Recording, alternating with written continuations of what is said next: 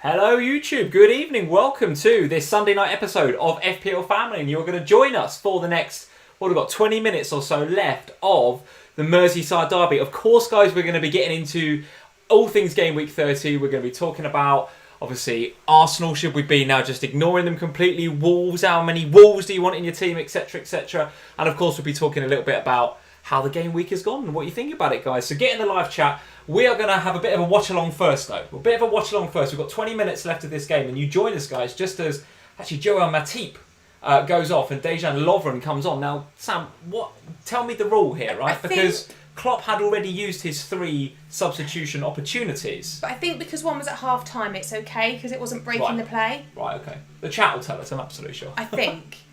I'm not happy with Klopp anyway. He's an absolute troll.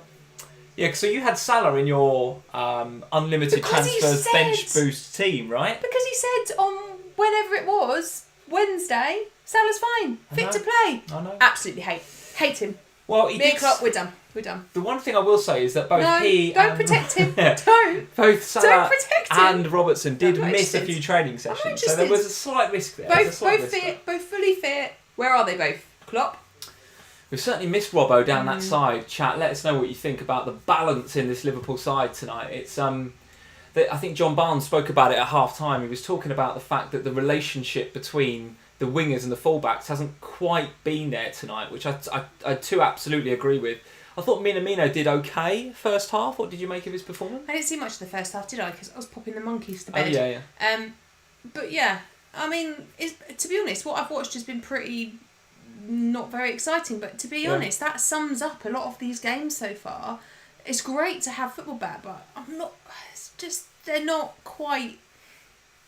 It's almost like they just needed a little bit more oomph about them all. Yeah, I think it was to be expected a little bit with the kind of first round of games. I mean, of course we're all excited. Of course we're all really excited for game week 30, weren't we? This time, yeah. And by the way, guys, the first thing to say is I'm absolutely delighted football's back, right? In whatever form. And absolutely. A lot of people on Twitter saying, "Oh, hasn't it been boring? Hasn't it been like loads of dull first halves?" Well, okay, I will concede that a lot of the first halves of these games haven't been great. But come on, football's back. We've had nothing to do for 3 months. I'm very happy to be watching any football in any form, frankly. No, I agree. I think, there's not been the pace, there's not been the excitement of normal Premier League games in a lot of the games. But actually, it's just blooming great to have football to watch again, isn't it? Yeah. Like, sit down. I mean, yesterday we literally didn't move for about 9 hours.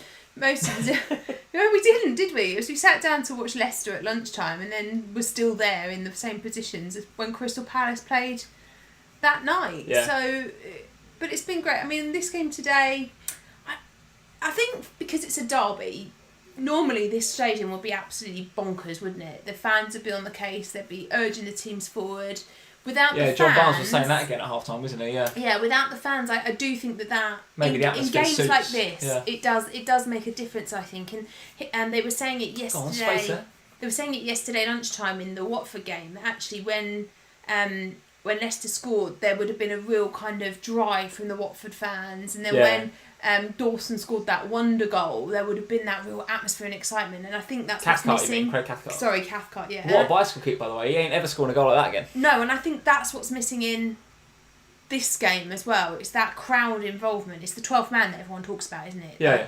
And that's just inevitable. I think Ox has looked not great since he's come on. I should have bought Salah on. Well, he's obviously not quite right with a muscle, and the thing you don't want Salah to do is just ping a hamstring or something in the way that Milner has. But I mean, Minamino looked all right first half, but he wanted to naturally kind of drift in, I think, and I think Klopp wanted to. I think he's given Ox the instruction that he needs to stay a bit wider, but then Ox likes to drift in as well a little bit. So I don't know. It's not really worked on that side really for me tonight. Just realised I probably look like I'm being rude because I'm not looking at the camera. No, it's alright. We've got we've got the cameras in We should explain. We've never done a watch along before. Yeah. We have the TV right behind where the camera is. So if we're looking at you guys, but we're kind of like just looking slightly past you. That's why. In a very unengaging way for a live stream. That's exactly why. Oh, is he on? No, Calvert-Lewin offside. Nice finish.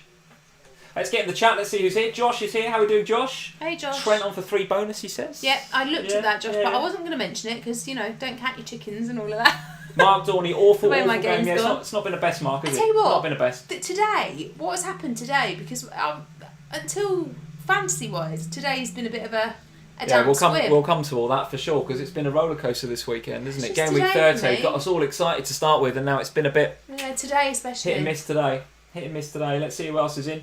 Niraj is in. Niraj Sharma, how are we doing, Niraj? Stealth Panda is here. Kens is in. Stealthy. How are we doing, Kens? Very nice to see you. Scott Schrager, good evening, he says. Hey, Scott, how you doing? Steve Wynyard, how are we doing? Trent, 3 bonus points, he says. Yeah, looks like it. Got to keep his clean sheet first. Well, that's it. 12 minutes to go in this game. It's still anybody's game, isn't it? Don't mind if Trent pops up with a goal. That'd be alright. Well, yeah, we take that. But as long as it's Trent. I feel like Liverpool have had plenty of control in this game. I don't necessarily. I mean, Richarlison had an opportunity. He's had one each half actually. He had one in the first half, which I think he sort of dragged it a bit, didn't he? And Iwobi potentially could have got on the end of it. And then second half, there was one where he was through, and he kind of made a not a bad angle for himself, and then sort of blasted it over. So he's had a chance either half. I mean, what has there been from a Liverpool perspective though? Not much. I mean, Firmino had a chance maybe first half. I think Keita had one second half where he did a little interchange with Firmino, but nothing you would call real gilt edge, I would say. And here we are 10 minutes from the end, and it's anyone's game, really. I mean, Everton, here we go, they're on the attack, committing men forward. Dejan Lovren, of course, at centre-half, so anything can happen. Oh, I tell you what, that's a great effort. Oh, my days. Oh, my days. You see, and that's why we don't talk about the bonus points, boys. Because that nearly went there.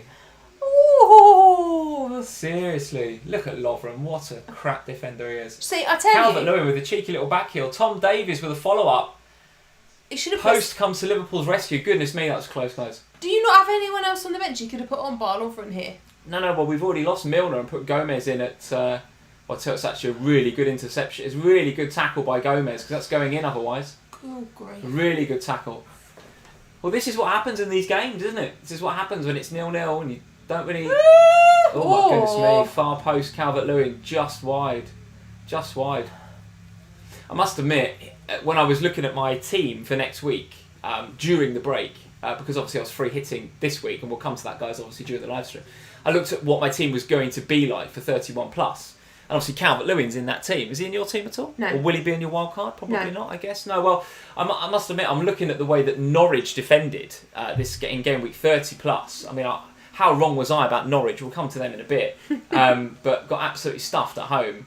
Ooh, That's a yellow. That's Fabinho getting his daily yellow card. Seriously, we might actually have escaped do from none that, of these players trust their missuses to cut their hair? Oh, clearly Their not. hair is awful. They all have very specialist barbers, Sam, I think you'll find. Well, I mean, this is the worst for it, this game. So with Calvert-Lewin, I've got a feeling I might be keeping him now. Are you? Yeah, I mean, I've got other for things in my team that I want to do. I've got Mr. Aubameyang up front, which is looking more of an issue right now. But Calvert-Lewin against Norwich. Oh, of course, because you don't have a wild card or anything, do you? You're coming. Lovren getting shrugged off so easily is so disappointing. He's got Mars open. Oh, you greedy Richarlison. Iwobi absolutely free in the middle there. You cannot believe he's not found Iwobi with that. What a shock though, guys. Liverpool, honestly. Lovren comes on and we suddenly look, there's no confidence throughout the team when he's there. I'm glad this isn't my team. I'll be getting real stressed now. You're glad you were really stressed yesterday. I was going to say, I'll tell you something. You're glad you weren't doing a watch along with me on Friday night. The language that came out of my mouth was truly appalling. That second penalty. Look at this, look. The VAR took away, good lord. Oh, the language was awful. The air was blue. 2 wonderful chances there for Everton. You can't, I mean, Richarlison, it's not in his nature necessarily. I don't know, I haven't got these assist stats to hand, but something tells me that he just loves a shot, loves a goal. Had to go for it there. Striker's instinct when really he's got to be laying that to it. It's going to tap in for a Iwobi. Oh, Absolute tap in. How much Arsenal would give to have a Iwobi back at the moment? We'll talk about Arsenal a bit later on today. And the So Arsenal many fans in the injury chat, problems. get in. We want to hear from you guys. What do you They've think been about what's so going on at unlucky. Arsenal? Not Oh. a happy project restart for Arsenal. So for Arteta. unlucky with injury or problems with their build-up? Well, let's talk about it. We'll later. talk about it in the live stream. It's a bit of both, I think. Yes, they're unlucky with injuries, and the one player that I actually don't think... Oh, there he is, Lovren. He needs a haircut as well. Goodness me. I hate being negative about Liverpool players. I obviously hate being negative about Liverpool, but... His isn't that bad. His hair's not that bad. He's just not a decent player, is he? He's just no good. You're getting an insight how much I play with my hair when I watch football here. Sorry, I'll stop it. It must be really annoying. This is Tom Davies and Jordan Henderson getting a bit fresh. Oh. Here we go. Hendo not happy. I would say Tom Davies has got a good lockdown hairdo, but that's basically what he had before lockdown, wasn't it? His hair hasn't changed. It's not changed. It's always been bad. Hendo's feeling the pressure. Hendo looks like he's had a haircut. Hendo's feeling the pressure, you can tell. He's sweating buckets as well. He's put in a shift as usual for Hendo, and with no match fitness, this is going to be tricky. Carry256, how are you doing? Very nice to see you. Alex Wicks is in. How are we doing, Alex? Azzy is here. How are we doing, Azzy? The way Arsenal fans reacted to that Leno injury. Yeah, man, we'll talk about that in a bit. My view, completely accidental from Mopai. Completely accidental. It's a freak fall, right? That's how I felt watching it. I mean, I can't think you can blame Mopai, right? If that's my striker, if that's a Liverpool striker, I want him going for that ball. The thing is, he didn't really... I mean, yes, he put a bit of pressure on him, but they all do that, don't they? They all want you to know they're there. It's that little bit of, here I am. Yeah. If you mess it up, I'm taking the ball. And I kind of didn't see anything wrong with it. And I know... but equally, I think that Leno was just probably so... upset and so was suffering so much that he probably just lashed out, and then of course that had a bit of an effect, and then it obviously didn't help that Maupay scored the winner, and that escalated all too quickly at the end of that game. But Arsenal have lost a lot of key players to injury now. I mean, Leno's clearly one of them, but Xhaka going off in that first game that's not good news. That is not good news for Arsenal, because I thought that with Ceballos in there and with Guendouzi, they lacked... You know, there's obviously two talented players there, obviously, but they lacked a bit of work rate. They lacked a bit of aggression even. They lacked a bit of guile. I don't rate Xhaka that highly, but he does give them something a bit different in the middle there. A bit of steel that they really, really lack. They've got no guts without the likes of Xhaka in their team. And now with Burnt Leno on the sidelines, let's see what... And I can't see him being back, like... at any stage. No, if he's back for the start of next season, that would be a good thing. But it does give us... Oh, hello. It does give us... He's going to get booked. Divock Origi looking absolutely well off the pace. Should have put on Salah. How are we feeling about Mike Dean's beard, by the way? What is that? Like, I understand they're not getting a haircut, but you can shave yourself, surely. You don't need a barber for that. He looks like some sort of crap Viking, doesn't he? Terrible. Bad Father Christmas. That is just Mike Dean all over, though, isn't it? How can I make Project Restart all about me? I'm just going to have this savage beard going on. Speaking of savage beards, here's Jordan Pickford with the free kick. Oh, we can't lose this game. It'd be bad if we lost it. We possibly should be a goal down, guys. I mean, those two chances there, particularly that first one off the post. I don't remember Liverpool having a clear-cut chance for a while now. No, not really. Not really. The shape has been really affected. Not having Robertson down this side really affected Mane's game as well. There's a great shout by the Sky pundits at half-time to talk about the relationship and the balance. It's been lacking. I mean, don't get me wrong, I really like Joe Gomez, and he had one foray, didn't he, at the beginning of the second half, and you were like, oh, here we go, he's in. I said, well, he's in because he's got pace. No one's questioning Joe Gomez's pace. He's definitely quick, but when he gets in those positions, he doesn't know what to do. He just doesn't know. No, you wanted it to be Trent or Robbo there, didn't you? That's a nice ball from Ox. Even Trent's looking a bit knackered, to be honest. Hey, Fore, how we doing? Very nice to see you, Nim. Debrage is in. How are we doing, Debrage? Emma LJ, one of our new patrons, is in. Emma, very nice to see you. How are you doing? Benny Blanco is in. She's our Liverpudlian. Fellow Scouser, yes, absolutely. 5 corners. Don't remember seeing too many chances off of those 5 corners. A Van Dijk header, which kind of did not a lot. Come on, Trenty. Come on, Matty. Oh no, he's gone off Matty. Virgil on Virgil's head. What's he appealing for? Trent aiming corners at Lovren. Come on, guys. Come on, dude. Is Bernard coming on? Some of these... He's had a bit of a savage do as well. What's going on with him? That's definitely a DIY, isn't it, on Bernard? I don't know, but it's not that hard to cut hair. Like, it's not that hard. It's really hard to cut your own hair. But they've all got wags. Do you think any of these footballers trust their wives? Like, you've cut my hair, but does it matter if I go on Zoom next week? Whereas these guys have got millions of followers on Twitter and Instagram. They look worse now. Bernard's is bad too. They look worse now than they would if they just let them cut there. I'm totally going to stop digging him out, though, because he'll score. Good Lord above. Come on, boys, we need a chance. Bobby Firmino's his legs. It's been a bit of a rubbish derby, this. Well, listen, it's I hope the North London derby's not going to be as rubbish as one this. of the key ingredients of the derby is the atmosphere, and there just isn't one. Hello. It's very, very difficult. It's like a bit one-dimensional this second half. It's a bit get it to Trent and get a ball in. I would like Henderson to pick that up then in that centre-ish position and drive a bit more. He just sort of immediately wanted to get rid of it. It's just the legs, isn't it? Sarthik is here. How are we doing, Sarthik? John Tyner as well. John, nice to see you. Brian Springer, how are we doing? Good afternoon from Trinidad. Hi, Brian. Brian was having a great weekend last time I checked the league. What, good game week? Yeah, last time I checked the Super Cup. Oh, the Patreon FPL Family Restart League. Yeah, okay, cool. Yeah, last time I checked, Brian's at the top, is he? No, well, he wasn't at the top at the end of yesterday, but he was at the top on Friday night, I think. He's having a great week. Nice one, Brian. What's your score, Brian? Get in the chat, let us know. I haven't checked it today because everyone seems to have had a poor game week today. It's all those triple Sheffields. Mane's had enough, hasn't he? Well, he's got to stay on for another few minutes. Well done, Fab. He's had a good game, Fabinho. I wonder why more managers haven't used the strategy of making a substitution at half-time to avoid using one of your slots. Don't know.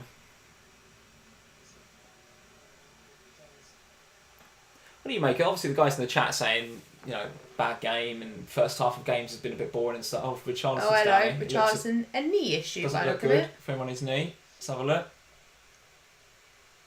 What happens to him? Nah, be alright, get Sort up. of bent it back quite a bit, didn't he, in the tackle with Hendo? I think he'll be alright. I think he'll be alright. I think he's just being a bit of a wimp.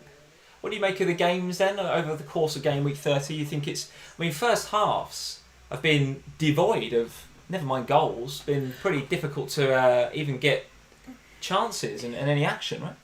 I genuinely do think that because the first time that these players play is a totally different experience, isn't it? They're arriving on sort of coaches where they've got to be socially distanced. They're wearing masks. They're going into socially distanced changing rooms. They're not allowed to walk out the tunnel as they normally would next to each other. They've got to use separate tunnels if there are them, or come out separately if there aren't separate tunnels. There's no fans in the stadium. It's very quiet. You can hear what everybody's saying. It is a weird experience. And I think, in part, it's getting used to that new way that the games are going to be played. Equally, I think there's something to be said about fitness and about match fitness in particular. They just don't have that. They're not ready for, even if they. Here we go. It's gone, Ox. Oh, that's a foul. Come on, that is a Trentable free kick. Right, here we go. That is a Trentable free kick. I think there's something to be said about, Richarlison letting his emotions get the better of him. Shock. Sorry, go on. There's something to be said about the fact that there wasn't really time for many preparation matches. Just one or two for most of them. So I didn't really have like a pre-season that you would normally want to see. So there's all sorts of complications, isn't there, involved in it. And I do really think that the crowd, I don't think we as fans, when we're sitting there, necessarily realise how big a difference the crowd makes to the atmosphere in the ground, because you sit in it and you feel it, obviously. Yeah. As a fan, you feel the atmosphere, but I don't think I've Not the same having the FIFA noise in the background, is it? No, but even so, what I mean is that as a fan sat in the stadium, I know that the atmosphere affects my mood. Why is Fabinho going to take? I don't think he is. I think Trent's going to take it. Fabinho's got the angle. Oh, okay. You wouldn't have said that if he'd have scored that, would you? It was clear he was going to take it. He had the angle. Trent was too straight. I don't know why he'd taken it. Not bad. Great save. Fantastic save from Pickford. But I don't think I've ever really appreciated how much the crowd impacts the players on the pitch before, until there hasn't been a crowd. Yeah. This would be so what would happen in this game for you to nick this right now? We wouldn't deserve it, frankly. We wouldn't deserve it. Obviously, I'll take it, but we wouldn't deserve it. Corner's punch clear, so not going to happen. I think that's probably it, guys, in terms of the game. What, we're in the 92nd minute, 93. It's a bit annoying because that means you can't win it at home on... What day are you playing? Well, it's Palace on Wednesday, isn't it? So that means we're probably, unless Chelsea can beat Man City for us, it probably Man means... City have got Burnley first, haven't they? True, yes, sorry, it's a Burnley game, isn't it, first? So let's see how they get on with that. But assuming they win that game, then yeah, we are home to Palace, then we're away at the Etihad, so, you know, some decent looking games coming up. Palace have shown, obviously, they're not going to roll over for anybody. They've shown that this weekend. Talk about that later and how wrong you were. Yeah, we can. Avoid the mid-table teams that have got nothing to play for. What did I say about Southampton, Newcastle? Palace. What did I say about Newcastle? Oh, Should you eat your words on what? On Newcastle? I definitely will eat my words on Newcastle. Is that it, mate? Who'd have thought Matt Ritchie would be one of the highest scoring players of FPL this week? Crazy. Matt. There we go. So that is it, guys. 0-0 in the Merseyside derby. Game over. So Liverpool have to go now to Anfield then on Wednesday and get something against Crystal Palace. I like this. Let's wave at the opposition There's a bench. lot of waving going on. There's a lot of waving going on. Let's turn that off. There we go. Let's turn that off. Well, look at you now. Hi, guys. And we will listen to the post-match a bit later on. So, guys, hopefully you enjoyed that. It's a bit different here for an FPL Family live stream, doing a bit of a watch-along. If you want us to do that again, if next time because these games are going to be like quite late on Saturdays and Sundays, well, next weekend's a bit different, isn't it? Because is it an FA Cup? Cup. So there are games, there are Premier League games, but there's not as many because of the way the FA Cup is. So next weekend is game week, the start of game week 32. So actually Sunday night there isn't a game. It's Watford and Southampton are the last game. But it sounds like there could be opportunities between now and the end of the season to do another watch along. So get in the comments, guys, if you're watching the replay on YouTube. Yeah, Southampton versus Tell us Man how quickly City. you skipped through that watch along. Southampton versus Man City on the 5th of July. Okay, all right, well there we go. So listen, guys, welcome to... This is back to normal now, the FPL Family live stream. Hope you've had a good weekend. Hope you've enjoyed the football being back. I, for one, have thoroughly enjoyed the football being back. I know what you're saying, guys. Hasn't been the greatest. I've loved it. Hello, that's me. iPad. That's a Sky Sports News alert to tell me that Liverpool have just drawn. So listen, it hasn't been, I don't think, quite the feast of football we thought it was going to be. I don't think in terms of action. But listen, I think there's been some good games. I've loved it. I've enjoyed it being back. How are you feeling about the crowd noises, though, being pumped through our speakers? There's been some brilliant ones and some... Whoever is on the buttons behind the scenes have got slowly better with it as the games have gone on. I actually thought that the sound effects on the BBC last night were really good. Right. But... the ones on Sky, what game was it on Wednesday night? One of the ones on Wednesday night, it was like, who have you put on the decks here? Because they're getting it totally wrong. Set pieces is great, though, because there's a guy hovering over the button. The Milivojevic free kick. Yeah. But the Millie free kick, he was obviously waiting for it, and then it hits the net, he's like, boom. Yes. It's just amazing. But sometimes they press the wrong one, so it's a massive cheer as if a goal's been scored, and you look and you're like, nothing happened. It's absolutely ridiculous. So listen, guys, I've enjoyed football being back. We will, of course... on this FPL Family live stream, be talking about everything that's happened in game week 30 plus up to now. We obviously have one more game to go. We have Man City versus Burnley. So any of you that have got any Man City options or players in your FPL team, just be aware that, of course, you've got the game tomorrow to go. And then, of course, we can take like a breath for like half a day or like not even a day. No, not really even that, because you got the deadline on Tuesday. The deadline is Tuesday evening before whatever game it is on Tuesday. I don't even know. Spurs. Is it Spurs? Well, with the later game on Tuesday. I haven't really even looked much at the fixtures. All I've done is looked at my team and gone, that doesn't look too bad. But we've got most of Tuesday then to have a look at what your team's going to look like for game week 31. And if you've got the wildcard in hand and you're planning to wildcard out of some of the stuff that you bought in on the unlimited transfers in the way that you are, then we have got, obviously, Sam's first wildcard draft coming up for you towards the end of the show. So it's my second wildcard. It's your second wildcard draft. Second of many, I suspect. The first was on the FPL show. If you saw me on that on Friday. Oh, yeah, of course. Yeah. I did a wildcard draft there. This is my post-Saturday thoughts.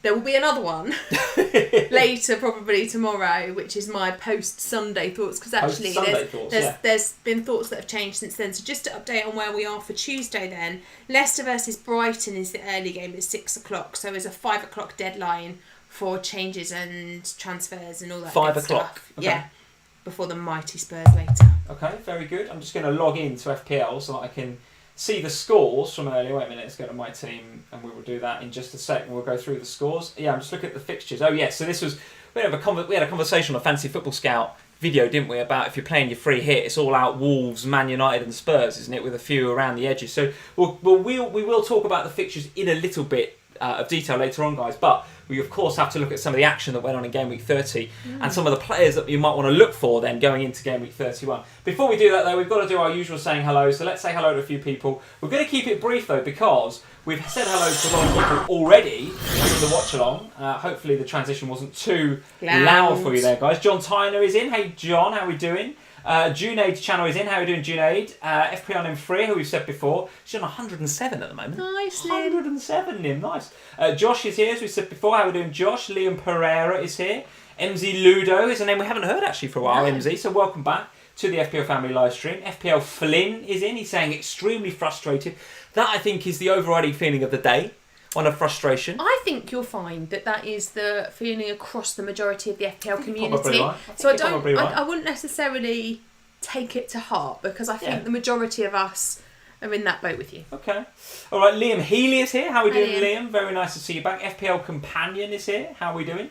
Najib M is here. He or she says, good morning from Malaysia, Sam, where the local time is 3:50 a.m. I love it. By the way, I love this. I literally love it when they get up in the middle of the night to watch us. I love that. Middle of the night crew. Love it. Are represented. Alex Wicks is here. Froda is here. Sunit is here. Bilal and of course Stealth Panda, who we mentioned before. Guys, welcome to FPL Family. Plenty to talk about, as we know. Before we get stuck into the games, before we start talking about game week 30 plus, just a quick shout out to. Well, all right, let's do the Super League first. So, as you guys know, we mentioned at the last live stream, we have a brand new Super League that's available between now and game week 9. Not game week 9, game week 39 plus, or whatever you're going to call it, 38 plus. So for the last 9 game weeks of the season, we'll be doing and running a mini league specifically for our $5 tier patrons. So if you're in the $5 tier, you can get into that league right now if you're not already. It's not too late to get in. We're going to open it and keep it open for about 2 or 3 weeks, and then I'm going to close it. So about 2 or 3 weeks from now, probably game week 33 plus. When the deadline closes for 33 plus, then I will close it. But if you want to take part in the Project Restart Patreon league, then head over to patreon.com/FPL Family. Links in the description below, and you can take part in that. And of course, you get all the extra stuff that you would normally get being a patron of FPL Family, like the Ohana podcast every Friday, like access to Slack, etc., etc. So if you want to get into there, we'd love it to come and join us over on Patreon, as have quite a few people actually over the last week since we announced it. Loads and loads of new people in. So we've had Emma, who's on the live stream. Emma, thank you for joining us. We've had Charlie Costa, Michael Teague's joined us. Tom's come in, Jason Walker's come in, B has come in, who's a friend of Emma's, I think. So they were the Spurs fan. The Spurs fan and the Liverpool fan. Very interesting, actually. Emma is Liverpool and B is Spurs. So there's a nice FPL Family dynamic going on there. A lot of Team Sam, Team Lee hashtags going on, which I'm absolutely here for. What would Sam do? I actually quite like that. So who was it? Was that B or Emma that came up with that in the Slack? I'm not sure which one of them it was. So one of them came up with this hashtag WWSD, what would Sam do? I love that. Got to get that going, haven't we? Got to get that going. Max has joined us as well, as has Adam and Theodore, and a whole host of people have joined us in the Patreon in the last week or so. Looking forward to the next 9 weeks and what's going to happen with the Super League. So guys, thank you very much for joining us. Must just say, what we're talking about the patrons. The Slack has been brilliant recently. Slack has been good, hasn't it? Slack has been good, especially now the game's back on. Lots of banter going on. It's been really, really good fun actually being in there. Yeah. Really, really good fun. Let's get on to the games though, Sam. We have to quickly get into game week 30 plus, which is the game week, of course, we've just seen. Now, as I said before, Man City Burnley still to come. Cast your mind back, Sam. Where do we start? I mean, I don't want to go through all of these fixtures individually, but we do have to have a bit of a word about Arsenal. And I'm sure you're going to enjoy this bit of the segment, this bit of the live stream about Arsenal. No, I'll keep dead. Because, listen, a lot of us have bought in Aubameyang. I actually had him in, obviously, before the break, as you know, in part of my wildcard. I was thinking, well, I'll set my team up. Looked in decent form. Saka was playing well. Actually, Saka has continued to play well, actually, across these 2 games. But Aubameyang is now starting to look like a bit of dead weight. An expensive one at that, in my team. So, Man City 3, Arsenal 0, clearly not a result that Arsenal were looking for. Lots of injuries. The class of Man City kind of shone through there. But then, of course, you expect Arsenal to get something away at Brighton. Brighton, who haven't won at home so far this calendar year. Yeah. Not that that's saying much. But smash and grab from Neil Maupay right at the end there. How are you feeling about Arsenal? And are you going to have any Arsenal players on your wildcard? So, when you see my wildcard draft later, you'll see that there is one in there currently, but I don't think he will be come Tuesday. Right, okay. So I never had Aubameyang. I don't trust him. I just don't trust him. And so I didn't want him in my team. And I honestly went back and forward over that, because I was in a bit like I did with Grealish, and we can talk about him in a minute. But the fear of him was massive, and I was just like, I'm going to have to destroy my team for a player I don't want, I don't like. No, I do like him as a player, but I don't like him as a player in that team. It just doesn't work for me. So I was like, no, I'm not doing it. And I watched on Wednesday night and thought, dodged a bullet here. Yeah.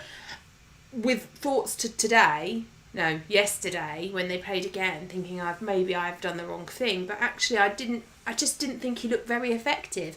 I mean, was more central, obviously, yesterday than he was on Wednesday. Was out wide with Nketiah up top on Wednesday. But, yeah, for me, Aubameyang's a non-FPL asset. And but the one reason people might hold on to him, though, is if you look at his fixtures going forward, Southampton away, Norwich at home next, and in particular, that game week 32, that's the game week that Liverpool play Man City. So it's quite hard to pick a captain. But you're talking about... Would you be going for Aubameyang captain? No, I wouldn't. I'm not sure I would either, to be honest with you. One is so expensive, so holding him means that you're not going to have some of the other players who've shown a little bit more form coming back into this. But more importantly, look at that Arsenal squad now. It has been completely decimated by the loss of their keeper, by the loss of other key players.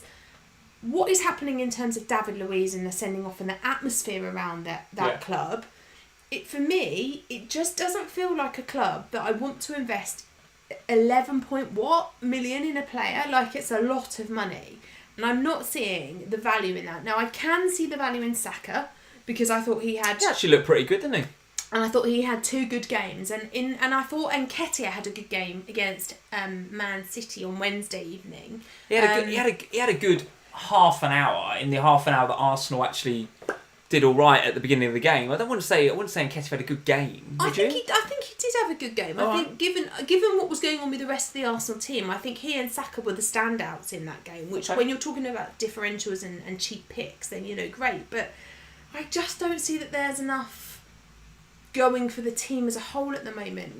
Aubameyang, no for you on the wildcard, but what about Saka then? Going to have him as a cheap midfield enabler? Probably not. It was interesting that Arteta actually played him in that kind of, and I think from what I've heard on the Arsenal Twitter community, is actually they've been experimenting over lockdown with him in that kind of slightly more central number 10 position. Yeah. And I think generally speaking it did work for him. It did, yeah. It did work for him. But it's the general malaise of the team. That's is a problem. And actually going away to Southampton, who played well, despite this kind of, my comments before about how are they motivated, what are they going to get them, how are they going to get themselves up for this game. Yeah. Danny Ings basically just picking up from where he left off.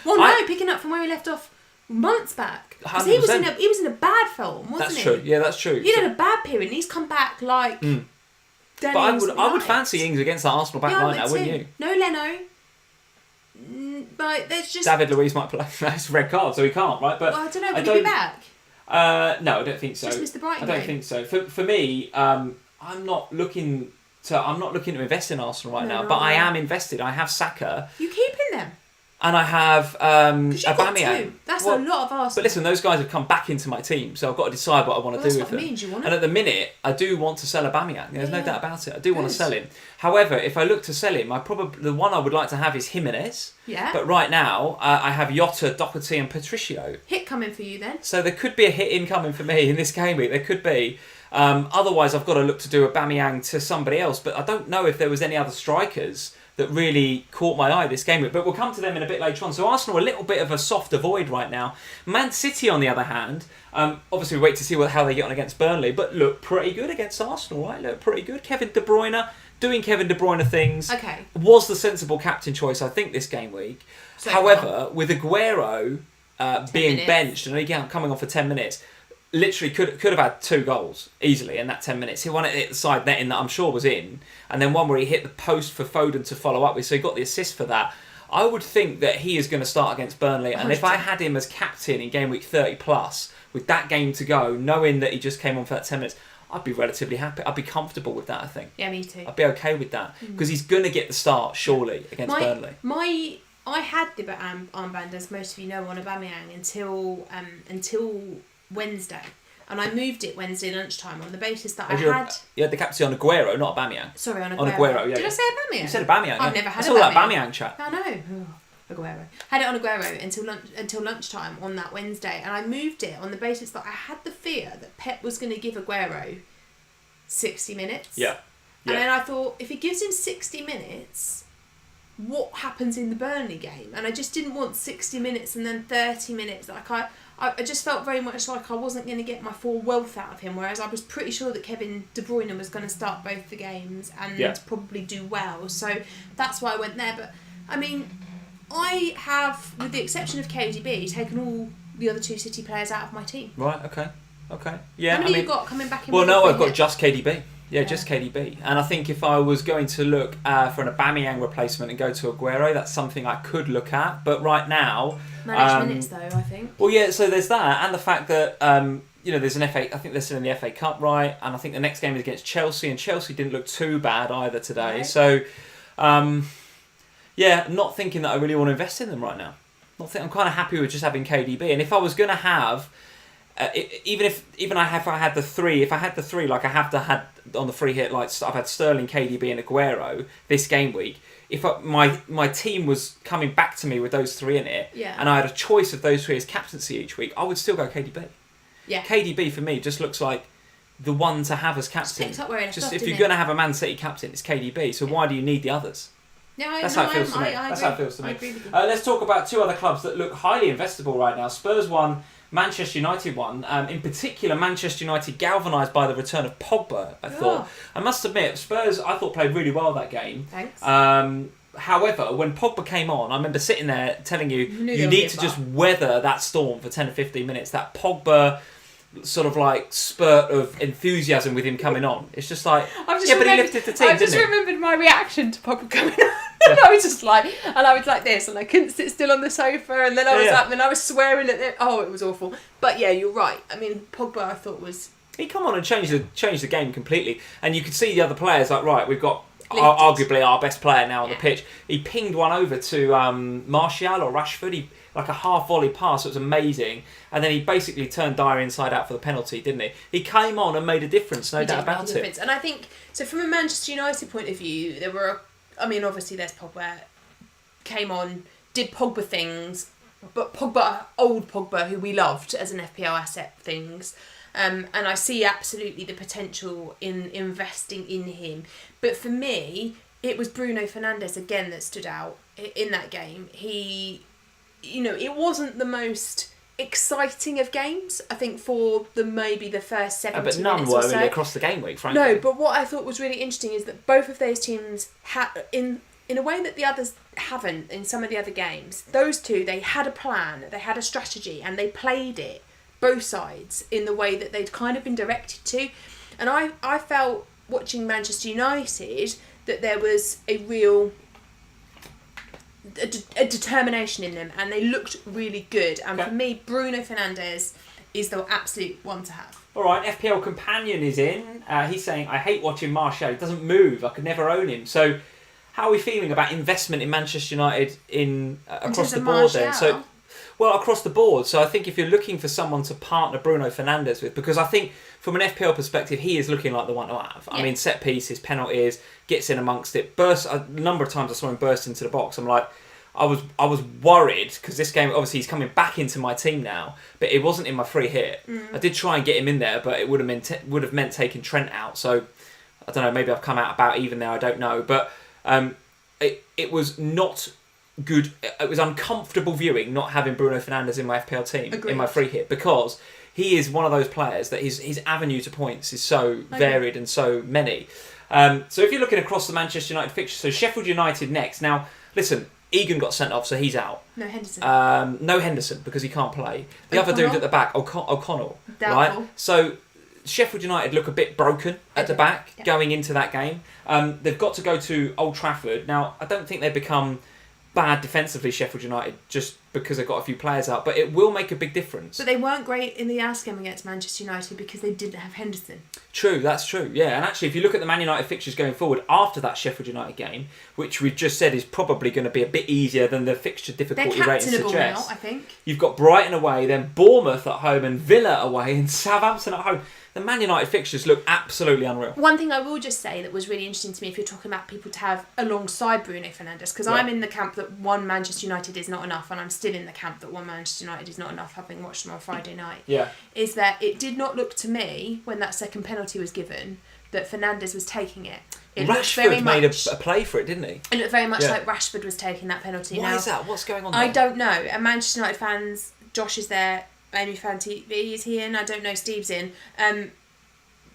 Are they sharing them? Yeah, what's going on there? I'm not sure. But Fernandes definitely took the first one. It looked like Rashford was going to take the second one before it was rightly, thank you VAR, ruled as a non You were sweating for a bit, I was livid, wasn't I? I think it had to be a yellow for Bruno for me. It was a clear dive. I was going mental. Beyond belief mental.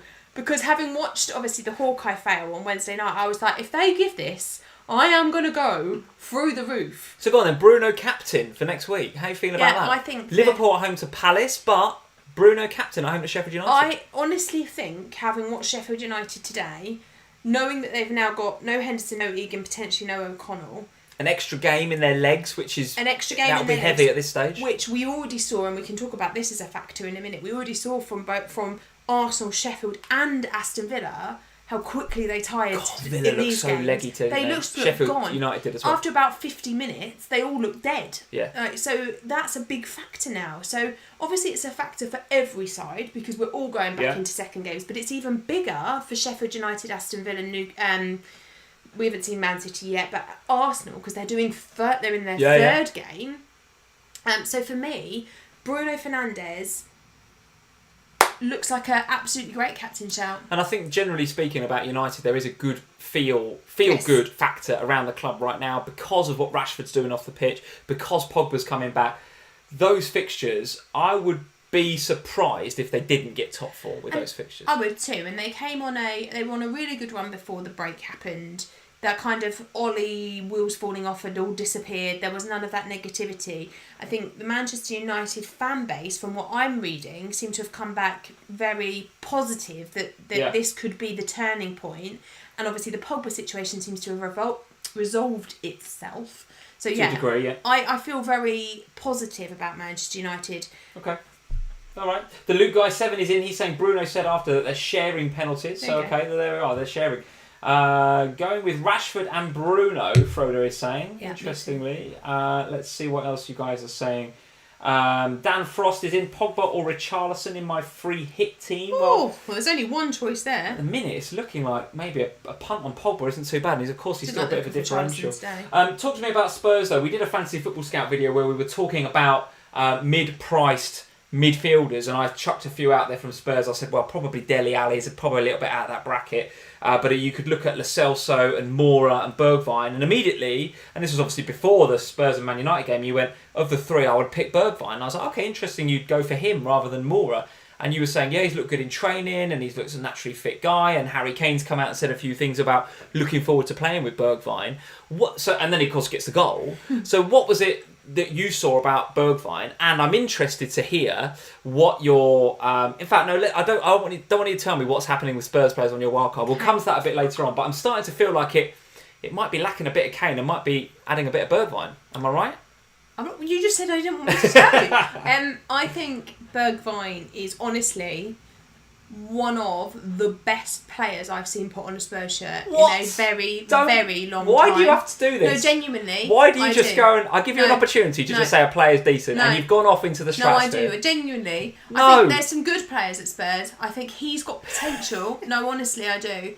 To be brilliant. And I like what he says. I like his attitude. One of the best players to put on a Spurs shirt in recent memory? Is that what you just said? In a long time. Blimey. You're obviously really rating then. What am I missing?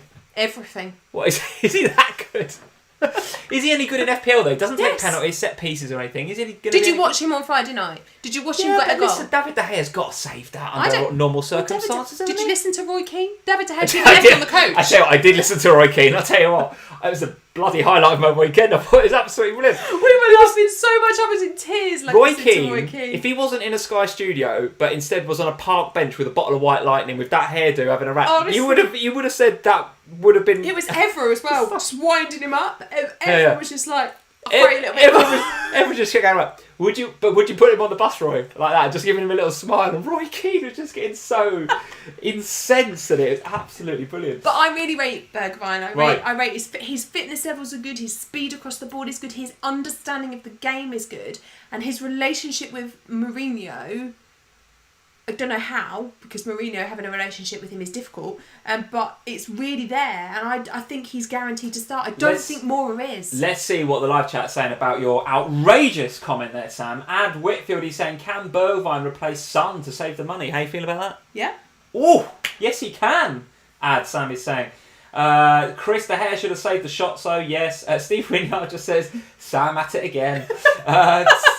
Sage is saying, no, Sam, what about Son? You forget about Son. Froder is saying Son or Bergwijn. I mean, we're in two different FPL price brackets here, very much. I'm not forgetting so. about him, but I think for the price difference between Bergwijn and Son... No, at no point am I saying that Son's a bad player or a bad FPL asset, but the price difference is massive. All right, Ad Whitfield. Spurs goggles, he says. Benny Blanco. Sam waxing lyrical about Spurs. Oh, no, it's not Spurs. It's just Bergwijn. Sam O'Sullivan, is Aurier worth a punt? No. Never worth a punt, is he? Jamie Taylor, Roy Keane was brilliant. Andrew Yee, hey Andrew, Roy Keane is just a parody now. He is the new meme. Honestly. I can't believe there wasn't any more memes. I still can't get over it. I'd like to go back and watch it again. It was that funny. So there we go, guys. That is Sam's top tip, and we're going to see your wildcard a bit later. There will be Spurs players in it, particularly when the fixtures look like this. West Ham at home next, which looks good. Then away at Sheffield United, who of course will have Henderson back, but still a bit broken at the back. Everton at home, Bournemouth away, Arsenal at home. The fixtures do look alright for Spurs. I anticipate a pretty good head-to-head battle between Spurs and United for that Champions League spot. Hello? Well, you just said something nice about Spurs. Well, listen, there was an opportunity for you both there, Man United and Spurs, to really take the ball by the horns in that race, and neither of you did. By the end of it, it sort of felt like you were both happy with a point to then see how the games would go throughout the rest of the season. But I want to come to another team that is in the race for that fourth spot, or for the Champions League spot. The ones that, in my view, are going to get it. And that is Wolves. Oh, my God. And I'll tell you what, Wolves look very, very, very good. And if you look at the fixture difficulty rating table there on Fantasy Football Scout, which I'll just bring up on the screen, Man United, who I've just waxed lyrical about in terms of their fixtures, then it's Spurs, then it's Wolves. So we're going to have what it looks like a real good 3 or 4 way shootout, because obviously the Chelsea fixture's not too bad either.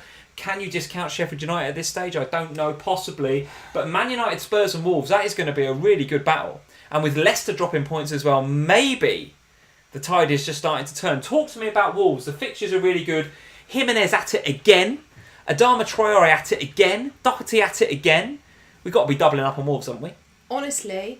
Got to be. I think Wolves will get Champions League. They look really good. They looked... really good. Of all of the games, I say really good. It was another first half that was that won't live long in the memory. But they come out second half and did really good. But if you look at it across all of the teams that have played so far, I mean, we haven't seen Burnley; they might be amazing. But of all of the teams we've watched so far, that Wolves performance was by far the best performance I've watched. How good was that Adama Traore assist as well? That cross was just begging to be headed in, and Jimenez, if he's going to get service like that, he will get tons of goals. The fitness levels in that team were beyond. Yeah, they did look good actually, fitness-wise. Yes, they I agree. did not, and that's for me key in this. Is that I watched a lot of the other games, and you were getting towards sort of 70, 80 minutes, and the players were starting to look tired. There was a lot of legs, particularly like Harry Kane's a prime example of that, really leggy by about 70 minutes. Yeah.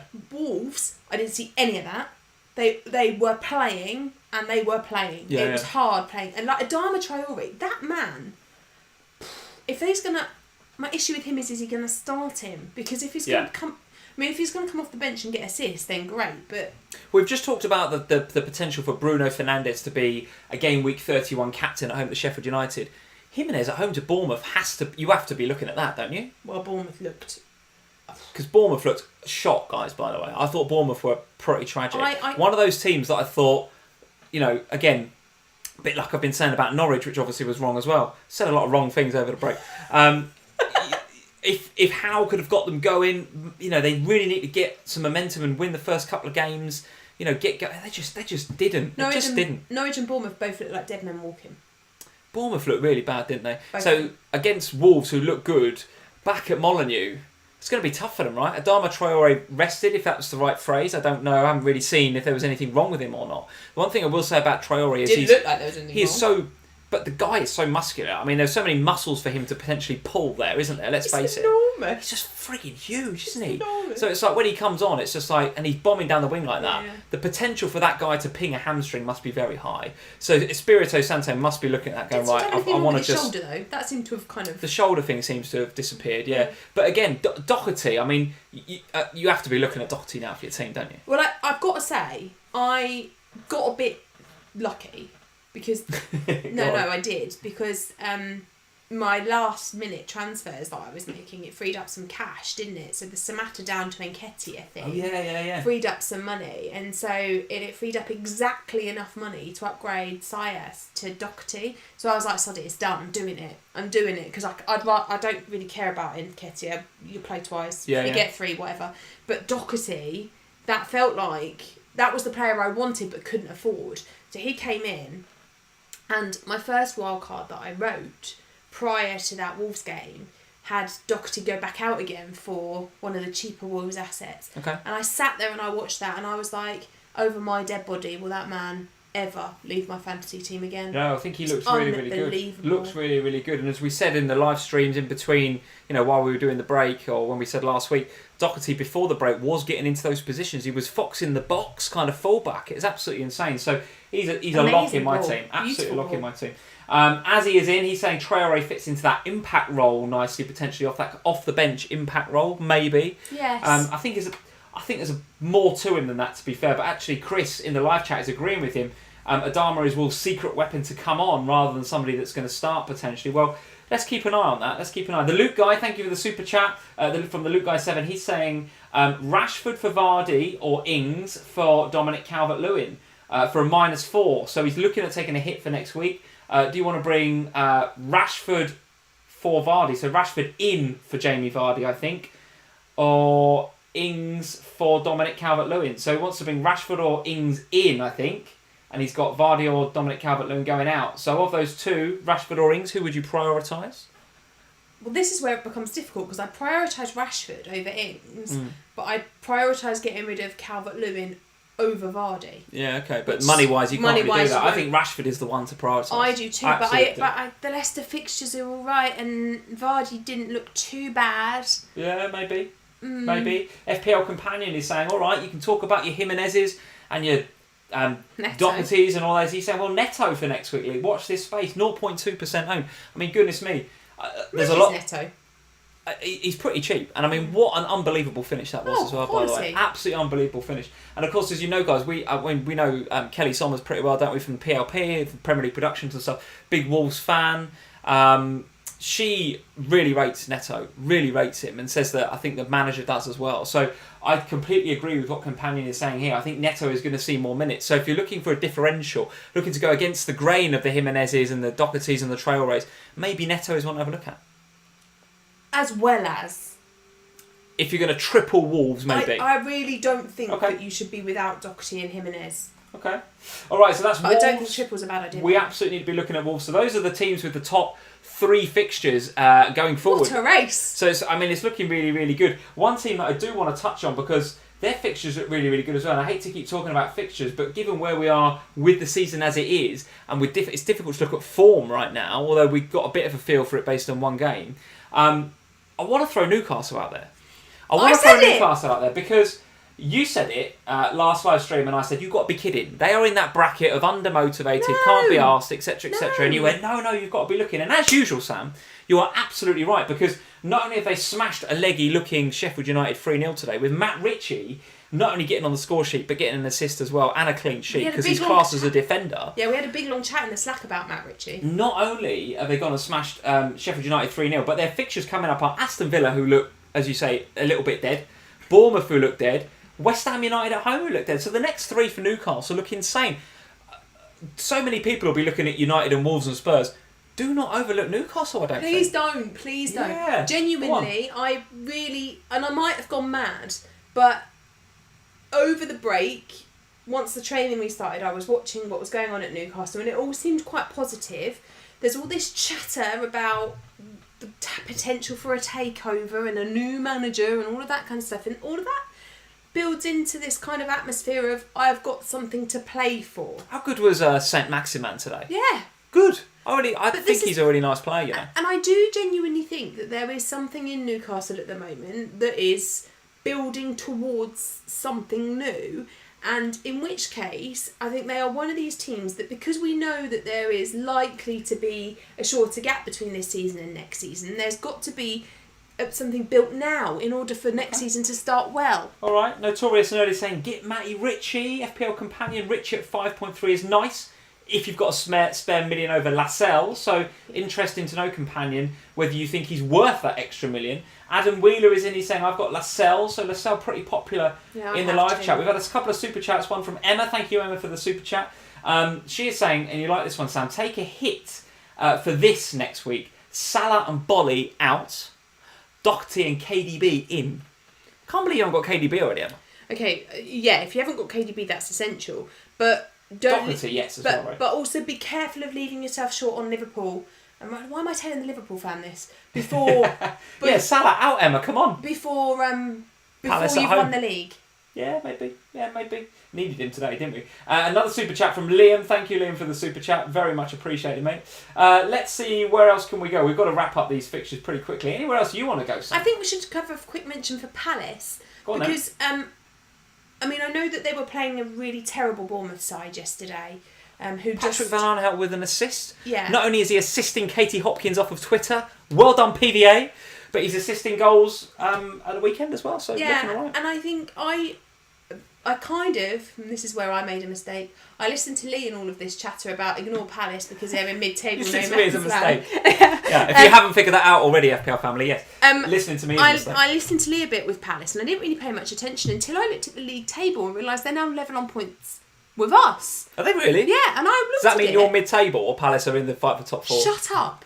Definitely the former. Oh. Palace in the Champions League then, is that what you're about to say? Come on. Right, did you hear the interview with Biliokovic at the end of the game where it was Kelly and Kelly asked him, where are you looking? And he said, we're looking up. We're looking up. Now, for me, that was a really interesting interview. Sam. No, listen, hear me out. It was a really interesting interview because suddenly you've got a Crystal Palace team. At this point in the season, I would never ever say look at Crystal Palace, ever, because they're always looking down, but they're safe. So there's nothing to play for. Now they're in a position where they're level on points with Spurs. They're above Arsenal. If we're still going to talk about Arsenal being in the hunt, then we've got to put Crystal Palace in that bracket as well. But we need to stop that conversation because no one's going to be bringing in Palace ahead of a trip to Anfield, right? You in 32, you might at home to Burnley, but then they go away to Leicester. It's Chelsea.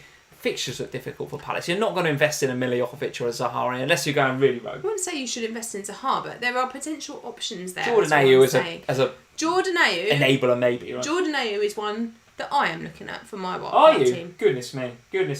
Where else? A very quick word then for where are they? Chelsea. So again, 2-1. Frankly, flatters Aston Villa massively. I mean, we watched that game. We did an Insta reaction over on Instagram. If you're not following us on Instagram, at FPL Family over there, we try and do every game that we watch. We will do an Insta reaction. Obviously, wasn't one. 1 minute. 60 seconds of how we just feel about that game. Just a real quick one from an FPL perspective after we've watched it.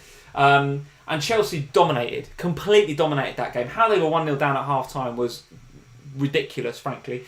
And then Pulisic comes on, gets the goal, lovely cross from Azpilicueta. And as he tends to do, I mean, I don't know, even the Chelsea fans don't massively rate Giroud, but goodness me, he does pop up with the odd important goal every now and again. So how are we feeling about Chelsea? Given that we, again, on the Fantasy Football Scout video about mid-price midfielders, we discussed Willian and Pedro, but we did discuss Pulisic in there. We chucked him in there at 6.9 million. Still in that kind of differential-ish bracket. How are you feeling about him? The fixtures don't look too bad. After the City game, then it's West Ham, Watford, Crystal Palace, Sheffield United. I mean, they're in there. They've got to consolidate that 4th spot. I think with Chelsea, we've got the perfect opportunity to just watch. We shouldn't also forget about Mount in this conversation. Of course, yeah. It was the perfect opportunity to watch Chelsea because you're not realistically probably going to bring them in ahead of the Man City game. They're not that expensive either, so you can bring them in as Lee's just said. You know, we're talking about them as mid-priced midfielders. I think it's become difficult up top. If you own Tammy for this week, it's now hard because I was having a chat with my brother earlier, who, as you all well know by now, is a die-hard Chelsea. Yeah, big Chelsea. And before kick-off and before the team sheet came out, I said, any thoughts today? And he said, no, Abraham, it'll be Giroud. And I was like, Giroud. Yeah. It was Giroud. Don't forget, Giroud was in cracking form. Which is what Chris said, wasn't it? Yeah. And he said, and you know, watching the training and stuff, he felt it would be Giroud. And I think we've got the perfect opportunity here with Chelsea to just wait one game week because they've got to play City again this week. That'll be a tough game, but we'll see who starts, who doesn't. Yeah. And it will be a good opportunity then to bring them in ahead of that nice fixture bracket that they've got after 31. Yeah, Notorious Nerd is in. He's saying Giroud last 4 games. Of course, it's difficult to say stats like this, but he's pointing out a very good point. Giroud last 4 games, 4 starts, 3 goals, 1 assist in his last 4. Benny Blanco is saying Giroud or Dominic Calvert-Lewin. FPL Companion is saying Dominic Calvert-Lewin better than Giroud. Benny, how do you feel about that? On today's performances, I would say Giroud is better than Calvert-Lewin, but Giroud's only better than Calvert-Lewin if he continues to start, which is why I think it's important that we just wait and see who Lampard plays against City this week. Okay, and Highbury Boys is in. How are we doing? He's saying Mount has to be one of the most frustrating point scorers in FPL. Great player, but no end result. Well, we did see at the beginning of this season some end result from Mason Mount, so it's not as if he's always been like that. No. Maybe today, but I think in the past we've seen Mason Mount be actually a pretty good FPL asset. So at the price that he is, given that he's a couple of million or he's a significant chunk of change cheaper than the likes of Pulisic and Willian and Pedro, who, in my view, will get limited game time between now and the end of the season because of their age, frankly, more than anything. And I think Willian's been linked away potentially in the summer. So if you're going to pick between Mount and Pulisic, I don't know, Mount's probably looking all right value, to be fair. Mount looks great value. I think of the two of them, I'd rather have Pulisic. I mean, we shouldn't also forget that Loftus-Cheek started today. Obviously, no points, but did start and I thought looked quite good. So another one to watch. So there we go. Loads to discuss. I mean, there's plenty going on this game week, and I think we've got a bit more of an insight as to which teams are going to hit the ground. Yeah, you know, I mean, I must admit, guys, I will happily sit here with my hands up and say I was totally wrong last week. On some of them. Because on some of them, yeah, but I mean, I was looking at that mid-table bracket and I just dismissed them. And I seem stupid to do that now because they've all won, and won very convincingly, by the way. They have played a lot of the lower sides, so that is something to consider. They have, but I actually thought that would go against them because I thought the lower sides would see the break as an opportunity to come back and we'll do 9 cup finals then, and we'll save our season. But Norwich were rubbish, and Bournemouth were rubbish, and Villa looked really leggy in that second game and looked to... You know, they were lucky in that first game because that's gone over the line, isn't it? Clearly, technology's failed them. So they should have really lost back-to-back defeats there without Grealish looking that good. But again, as we mentioned this time last week, what sort of effect is McGinn going to have on Grealish? Well, if you look at Grealish's heat maps, he was sitting a bit deeper. That's the one thing that I'm really frustrated in myself for, the Grealish thing. Yeah. I'm really annoyed for bringing him in with your unlimited transfers. Because I just got fear, and I know that I should never do that. I should always make my FPL decisions based on what I want to do, and not on fear of something. But the high ownership stuff really worried me, and I brought him in, and I didn't want him, and I sat there with you on Wednesday night once the deadline passed, and the game kicked off, and was like, why have I got Grealish in my team? I don't want him. I don't like him. Well, let's have a look at how our teams did get on then, Sam. Let's have a look at. Firstly, we're going to have a look at your team. So. I'm just going to bring it up here so I can actually see it. Just to remind the guys on the live stream, these were before how you were set up. So this is before the Liverpool game, guys. So I had to set all the stream up and do all the images before the Liverpool game. Now you guys will be able to tell us in the chat how many points Trent got. It sounded like it was 9. By the look of it. 7. Okay, so Trent's got 7. So your game week points for this week is 106, which using the unlimited transfers, using your bench boost, was pretty good. So no Salah. So no Salah, okay, fair enough. So that's a bit disappointing. But, you know, Leno getting your points, Doherty getting your points, Lascelles getting your points. The bench boosters You've got to be pretty happy with that game week, right? Yeah, the bench boosters work fine. The unlimited chances themselves work fine. I'm annoyed by Grealish, but that is what it is. I'm pleased with my keepers. The Leno thing's unfortunate, but it is what it is. I never intended to keep Leno beyond No. this game, so it doesn't. And you've got your wildcard, so it's fine. Just get rid of him, right? So that's fine. The Sheffield United collapse today just cost me massively because obviously they were all on for really good points after game week 1 of this game week of the game. You've got a bit of a goalkeeper. You've got to change both your goalkeepers potentially. No, I'm not going to change Henderson. I've owned Henderson since game week 1. I've got so much value in Henderson. I would want him back, so I'm going to keep him, and I'll just get a new keeper to play alongside him. It's fine. Egan is frustrating because that could have been and should have been so different. I still don't believe that was a yellow card the first time. It was really soft. It is what it is. But, the rest of them, obviously I'm pleased with Trent. I'm glad I kept him. Lundstrom, I'm pleased I had for the first game. Yeah.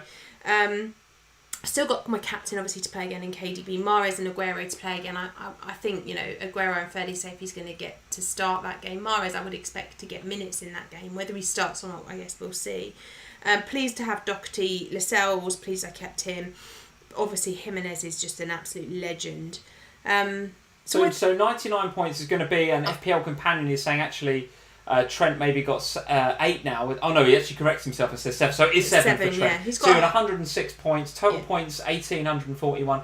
New overall rank. You've gone up from 4.6k to 2.3k. I'll tell you where so I you've am halved now. your rank again. It's absolutely sensational stuff. Yeah. So do you consider that to be a successful bench boost? Are you happy with that so far? Yeah, I'm happy. Yeah, I'm happy with that. Yeah, so where am I now? 2...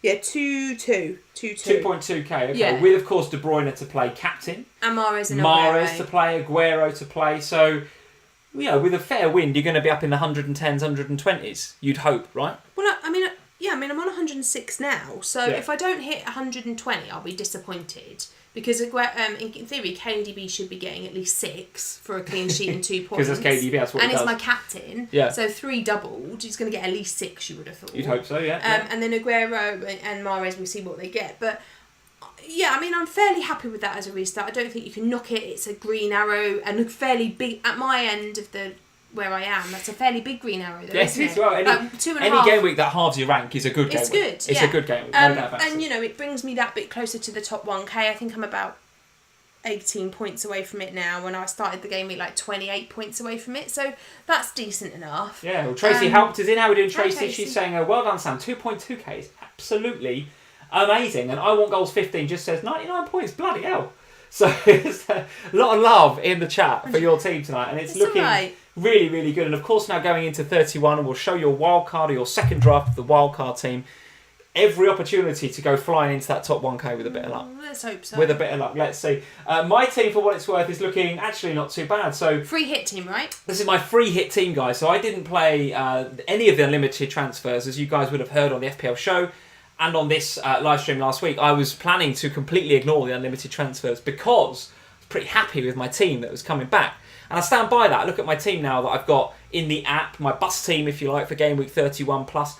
And I'm pretty happy with it. Would I like to have Jimenez? Yes, absolutely. Is there a couple, would I want to do something probably with Aubameyang? Yeah, maybe now. But I look through the rest of it and I've seen your wildcard draft, and I think you're looking to, a lot of the players you're in your wildcard draft are quite similar to what my 11 looks like. So what, you think I'm copying you? I don't think you're copying me. I'm just quite happy that I don't need to make wholesale changes going into 31 plus. So I feel okay with it. But 30 plus has been pretty kind to me, given I haven't got the bench boost. I've just got the 11 playing. So Trent obviously will come in with the 7 points. So I'll have 99 points going to bed tonight, which I'm very happy with. Of course, Henderson, very, very pleased that I went Leno over Henderson. What do you have to say to which me? I think was something that you suggested this time last week. Yeah, and Thank actually, I think Emma actually suggested it on the Slack as well. So thank you, Emma. Oh, what? I don't get a thank you. I just thanked you. Goodness me. I actually tried to talk Emma out of doing triple Sheffield United, and she was no, I will be doing it, and I did do it. So yeah, Henderson very happy with, and of course happy with Stevens and Lundstrom. Not so happy with them today, but nevertheless did all right the other night. Doherty's obviously good. Grealish and McGinn, very disappointed to not get anything out of those guys, but listen, you live and learn. Happy with Sterling, so I took a bit of I wouldn't say it's a punt on Sterling, but I just felt like he had a bit of a point to prove. Coming back in Project Restart, and he had a good game. He did have a good game. Yeah, I mean, put the goal to one side, actually played pretty well in a way that we haven't seen necessarily from Sterling a lot this season. So again, one of those naturally fit guys. hoping for more from him against Burnley, although I think he did play the majority of that game. So is he going to start? Is he not? I think he starts. My money is on limited minutes. Whether he starts or not, limited minutes, But nevertheless, he's got the 10 in the bag already, so I'm happy with that. KDB captain, obviously happy. Aubameyang, massive disappointment clearly. And then Aguero, let's see what he could do against Burnley tomorrow night. So again, reasonably happy with the team. Overall rank's gone up from 87k to currently on 56k. Ooh. That was pre-Trent as well, so we'll have a quick live look at Fantasy Football Fix to see where I am, to see whether Trent has helped me or not. Oh, we will have. Upper K. So 55k, which is I'm pretty happy with, to be honest with you. Pretty happy with. I'll take that. Obviously, no wild card going into game week 31. I will get my team back, my lockdown team, if you want to call it that. Are coming back in. But if I look at that lockdown team, Sam, as I said before, here's the reason I didn't use any of the unlimited transfers, because I have Patricio and Doherty, which now looks like a bit of a differential to have a double Wolves defence. I've got Fernandes coming back into my team. He's going nowhere. Salah does come back into my team, which is an interesting thing I have to think about. But home to Palace, given that he was on the bench tonight, I think is probably a keep. Saka comes back into my team. Probably quite happy to keep him based on performances. Dominic Calvert-Lewin comes back into my team. Probably quite happy to keep him, given he plays Norwich next. So there's one or two things that probably a hit might sort out. Joe Gomez is in my team, coming back into my team. And as we saw, Matip got the start tonight, although Joe Gomez come in. So let's see. Some injuries there now, so surely he's going to play. Maybe he plays. I've got Charlie Taylor coming back into my team. So long story short about my lockdown team coming back for 31, it doesn't need wholesale changes. And I now have that extra week's worth of information. Now listen, would I be happier if I had a wild card? Yeah, sure, but it happens, right? I played it right before lockdown, so I haven't got it. But having not got the wild card in my pocket, I'm kind of okay with where I am. So are you thinking you'll take a hit going into this game week, or not make any changes and have two for the week after? Well, I haven't decided that yet, to be honest with you. I'm looking at it, I'm thinking, well, my first 11 currently looks really, really good on paper. I'm benching Sarr, for example. I mean, any game week where I've got to bench Sarr, my first 11 can't be too bad. That first 11 does include Aubameyang though right now. But again, he's away at Southampton. That's not a terrible fixture, is it? No, it's not a terrible fixture. They've got to win now. If it was, I don't know, a London derby, if they were going to Anfield or whatever, maybe I'd think about getting him out. But listen, away to Southampton is okay. Yeah. That's okay. And again, you'd like to think that Saints being buoyed on, from the result they had earlier today or this weekend, they might want to push forward a bit. They might leave a bit of space in behind. I don't know. I'm not like, yes, I'd like to get rid of him. I'm not gagging to get rid of him, right? So anyway, 92 points. Trent will make that 99. That'll be the first time, assuming KDB, Sterling and Aguero get a point between them tomorrow night. It'll be the first time I've been in the 100 club for a very, very long term. A very, very long time. So I'll be very happy with that. So there it is. That's the tale of the tape. I want to get into your wildcard team, though. So this is the team that you are considering for game week 31. And just as you're looking that up, guys, get into the live chat. Let's see what scores you got this game week. So Paul Guidi, sorry if I've butchered your surname, Paul, 101 with KDB, Mahrez and Captain Aguero to go. Ooh, I'd be quite happy if I had Captain Aguero. I would. Of course, I'd be thinking, well, what could have been with KDB, but Aguero could do very, very well tomorrow night. Evander Alexis is in. He is saying 112 points this game week. Looking very, very nice indeed. MU Fan TV is indeed in, Sam. Hey, MU Fan TV. He's on 95 points, so no worries, he says. No worries. Very happy with that. Yeah, no problem at all. Let's see what else you guys are saying. Bilal is on 100. Dead on the 100. Ton up for Bilal Qureshi. Very nice score. Carry 256, 106 with KDB triple captain to go. I like the sound of that. Fancy Football Focus is saying 80 points. Very good. Very nice score. Josh is saying 109. Josh, very nice. Very nice. KDB captain, Mahrez and Aguero to go. Oh, the same ones. Chris is saying 116 for me with 3 to go. That is a really nice score. Let's see. Gelahor, 92 with KDB captain. Saeed is saying 99 with Captain Aguero to go. Abhishek, 120 with some Man City players to go. Devontae Black, 108 points with KDB, Sterling and Kun captain to play. So many 100 plus. Some really, really nice scores. John Ontiveros, 113 with 3 City players to go. So guys, some really, really nice looking scores knocking about. Really nice looking scores. That said, let's look ahead to game week 31. So don't rest on your laurels, guys. If you're up in the 100 club, very well done to you. But take a breath. And we go again. We go again on Tuesday. And Tuesday for you, Sam, currently looks like this. This is your wildcard draft for game week 31 onwards. And of course, you'll be setting yourself up for the rest of the season, I suggest. Talk us through it. How are you thinking? So obviously, my big issue this game week is keeping options.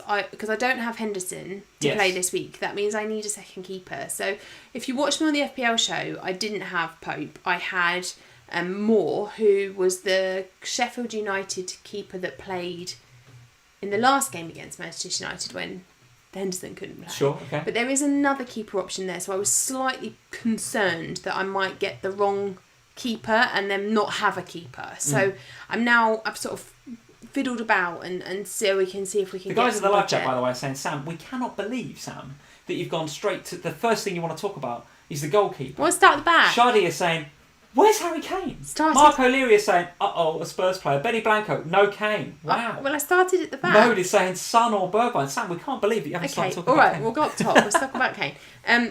So I watched the game on Friday night and... I thought he's done as a player, finished. Right, seriously, you and me, we've got to have words because I have had a lot of DMs.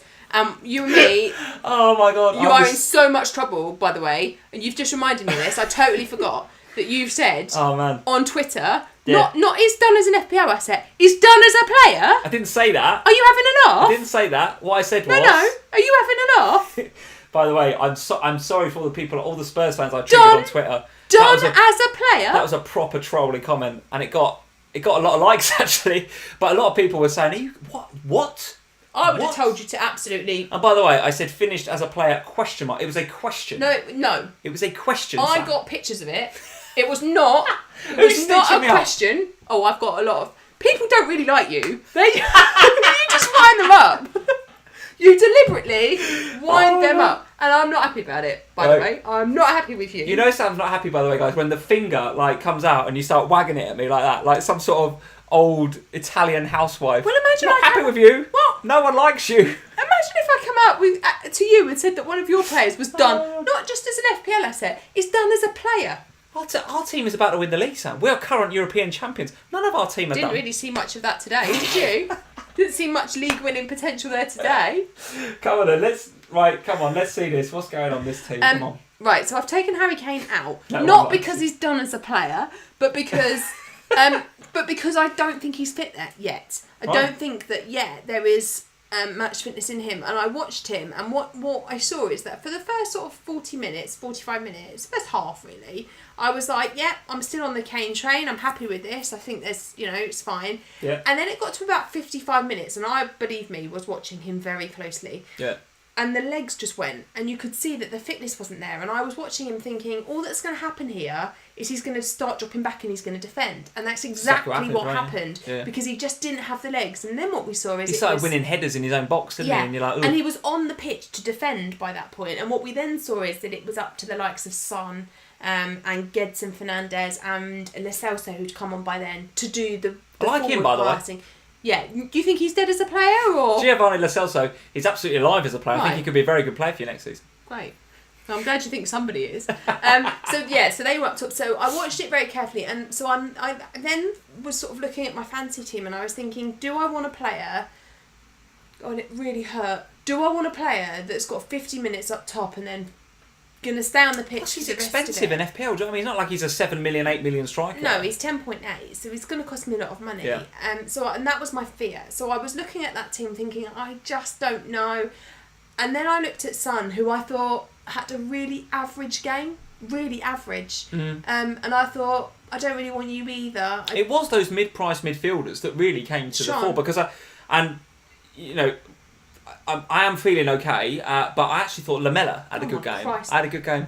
What Has happened to you? No, it's well documented my love for Lamella, or lack of. But actually, don't get me wrong, he reminds me of Dirk Kuyt actually. For those Liverpool fans that can think back to the Dirk Kuyt era, he's all work ethic. He's all getting in amongst it, and he'll do it. But he's guff in his final ball. Like Lamella, his decision making is terrible, but you cannot you cannot knock him for his work rate and his persistence and trying to win the ball. He's very tenacious, and I thought he played well. Obviously, Bergwijn played very well, and Lo Celso came on and did well. So it is all about that mid-price bracket. However, I'm surprised. My surprise at this is you seem to, because you're going into your lockdown team, had Dele Alli in it. Now, we haven't seen Dele Alli. He's going to come back, obviously, in the next game you'd expect. Oh, yeah. You seem okay to just be overlooking him? No, I'm not. Okay. I'm not at all overlooking Dele Alli. I think Dele Alli is well, you all know how I feel about Dele Alli. I think he's absolutely class. And I think that he will have a massive point to prove, because it was a really interesting interview. I don't want to go into the detail on it, but it was a really interesting interview with Mourinho about Dele Alli and about, how there's a lot of people that have done a hell of a lot of worse things over this lockdown that have not been given a ban. And I think Dele Alli will come back with a point to prove, and I think he could be a really nice FPL asset. But my budget is really tight. Yeah. And is he worth the extra over Bergwijn? To get from Bergwijn back up to Dele is a lot. Yeah. So okay.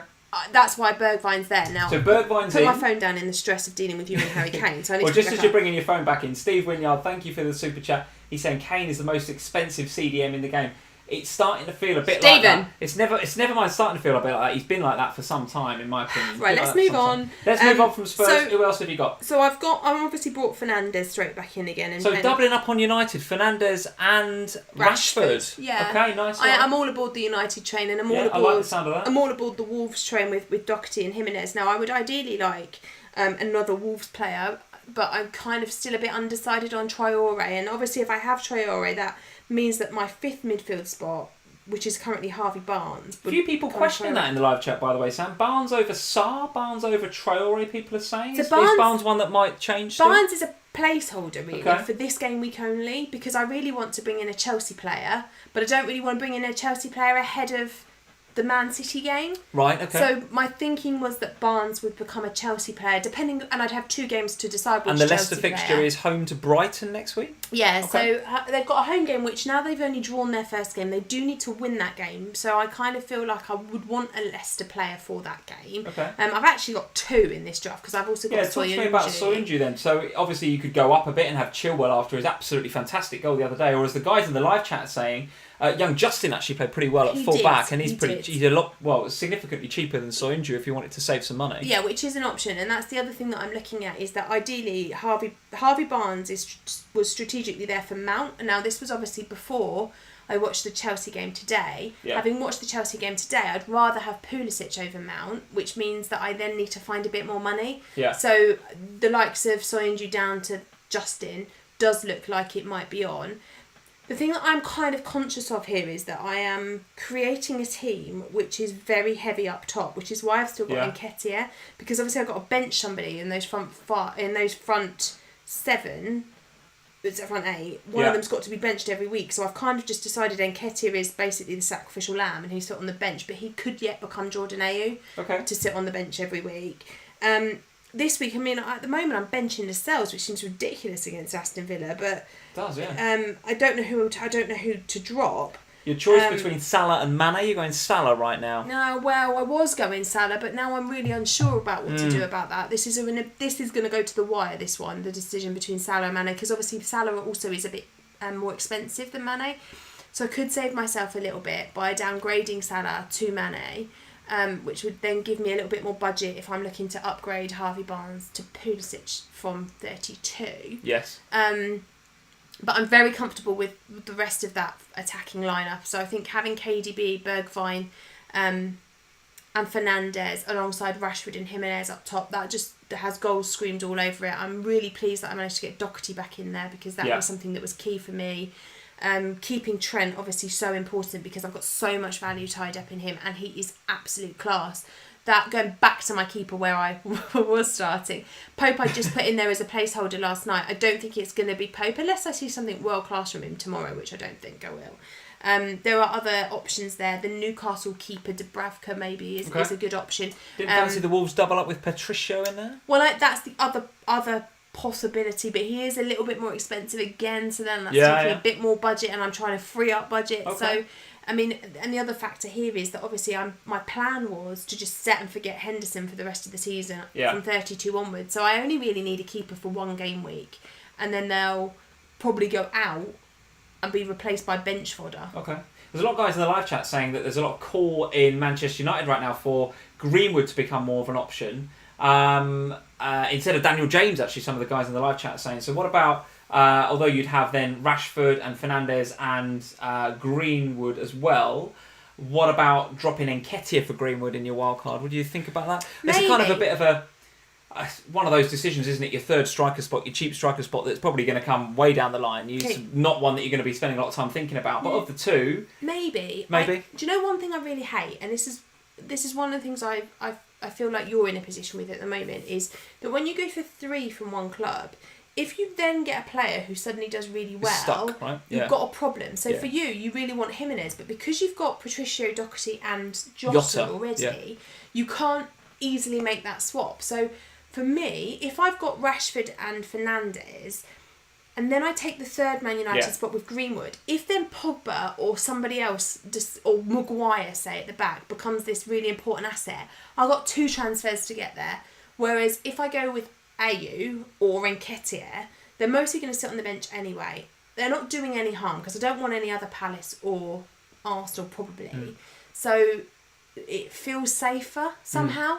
I've just realised I can do a Aubameyang down to either Rashford or Vardy. Right. That would give me the money to do the Jota to Jimenez transfer. Well, what's no brainer? Yeah, it's going to cost me -4 though. That's the challenge. But you don't could do that. So do one this week. That's how I would get to Jimenez, because of all my team, he's the one I'm most concerned not having.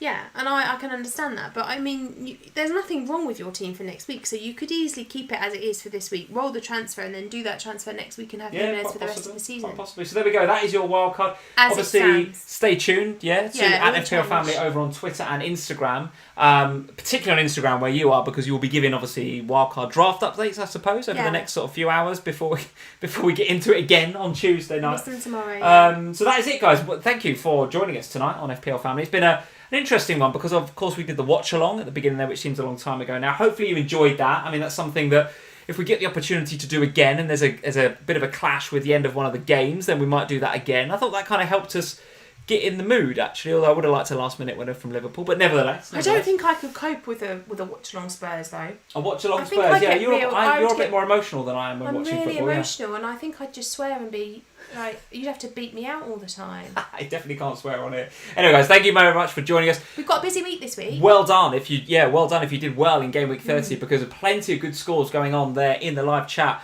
We have got a very busy week this week. We've got a podcast tomorrow. Yes, I'm recording the official You're recording the official podcast tomorrow with Kelly or James. I guess James probably, yes. Yeah, with James and Sam Parkin and Jack Lang. Very good. And then I've got the FPL show. Is going to be back on Tuesday, so don't forget to catch that on YouTube. If you're not watching...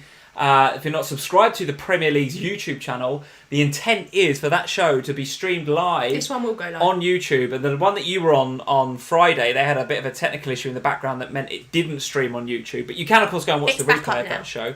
But the one on Tuesday that I will be on, of course, with Jules and James, and with Gianni, I think, will go live out on YouTube. So head over to the Premier League's YouTube channel after this, go subscribe, and watch me and Gianni talk about Game Week 31. You'll see me again tomorrow on the FPL show on Friday. And you're on Friday. To talk about Game Week 32. What a week. We'll also be back on the Scouts YouTube channel later on in the week with another Q&A. So keep an eye out for that on the Scout Twitter if you want to ask us a question there. More FPL Family than you can shake a stick at. But it's good to be back, isn't it? Well, it's great to be We've back. actually had a weekend of watching football and I've bloody loved it. And also, don't forget to hit the deadline. I know you lot won't, but...